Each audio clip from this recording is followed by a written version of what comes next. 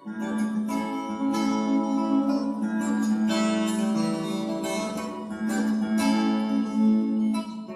what I'm going to do is begin at the beginning.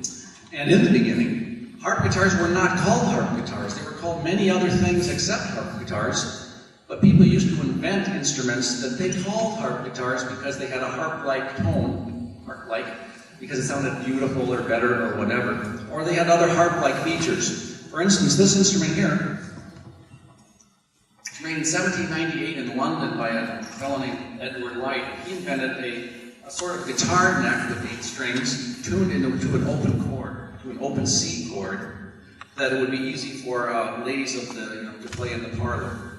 And he called it a harp guitar because of its harp-like tone and because it has a harp round or staved back. Dyer licensed the fellows in Chicago, the Larson brothers, to build a superior version of that instrument called the Dyer harp guitar, built by the Larson brothers in Chicago.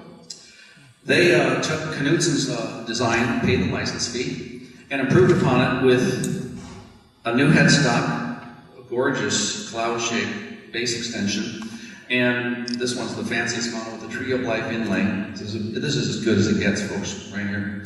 And superior workmanship, so these things were much superior in tone and quality, and were played by many vaudeville musicians, Hawaiian musicians, bands, orchestras, you name it.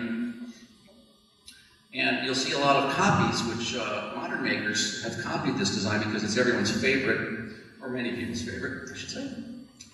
And you'll see versions, modern versions of that, and people have taken that idea and expanded upon that. Another popular harp guitar at the turn of the century, about 1903 and on, into the teens, was Gibson. You've probably heard of the Gibson guitars. They're still in business. They've been making instruments for well over 100 years.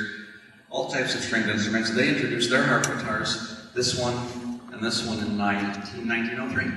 Theirs is a very unusual model because it's an arch top. It's a hand-carved top and back. So rather than the flat spruce soundboards, which all these other guitars have, theirs has a large body and a carved top, and it has a very different sound.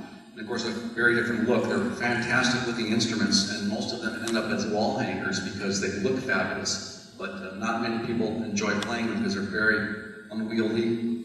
Here's mine. This is a later version from the teens.